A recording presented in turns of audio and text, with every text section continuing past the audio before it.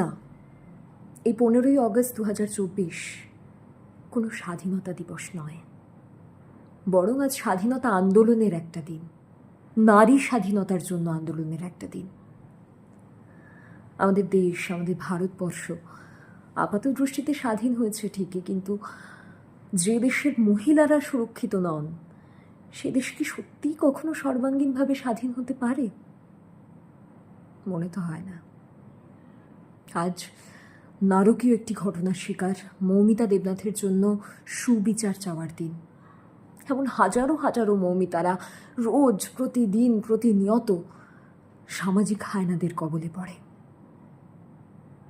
কিছু কিছু ঘটনা আলোকপ্রাপ্ত হয়, কিছু কিছু ঘটনা হয় না, কিছু কিছু খবর আমাদের কানে পৌঁছয়, কিছু কিছু খবর আমাদের কানে পৌঁছয় না, কিন্তু অহরহ এমন ঘটনা কিন্তু ঘটতেই থাকে।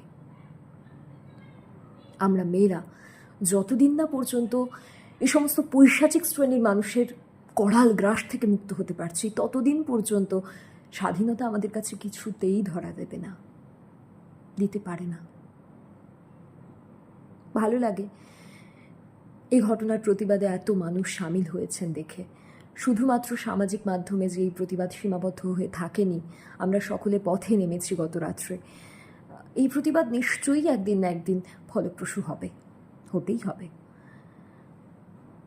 সেই প্রতিবাদে সামিল হয়ে আমার নিবেদন কবি সুকান্ত ভট্টাচার্যের লেখা এই উত্তাল সময়ের জন্য অত্যন্ত প্রাসঙ্গিক একটি কবিতা, তাঁর ঘুম নেই কাব্যগ্রন্থের অন্তর্গত বিদ্রোহের গান।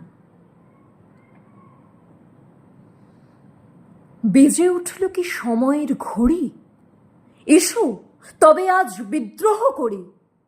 আমরা সবাই যে যার প্রহরী উঠুক ডাক, উঠুক তুফান মাটিতে পাহাড়ে, জ্বলুক আগুন গরিবের হাড়ে। কোটি কড়া ঘাত পৌঁছক দ্বারে, ভীরুরা থাক।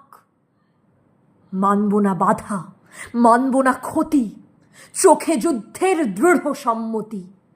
রুখবে কি আর এ অগ্রগতি, সাধ্য কার? রুটি দেবে না কো, দেবে না অন্ন, এ লড়াইয়ে তুমি নও প্রসন্ন।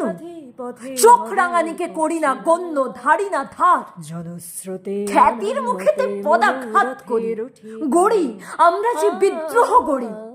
ছিঁড়ি দুহাতের শৃঙ্খল দড়ি, মৃত্যুপণ। দিক থেকে দিকে বিদ্রোহ ছোটে, বসে থাকবার বেলা নেই মোটে। রক্তে রক্তে লাল হয়ে ওঠে পূর্ব কোণ। ছিঁড়ি গোলামীর দলিলকে, ছিঁড়ি বেপরোয়াদের দলে গিয়ে ভিড়ি।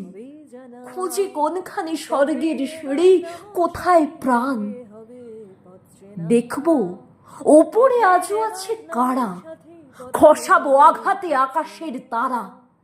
সারা দুনিয়াকে দেব শেষ নাড়া, ছড়াবো ধান। জানি রক্তের পেছনে ডাকবে সুখের বান। নমস্কার।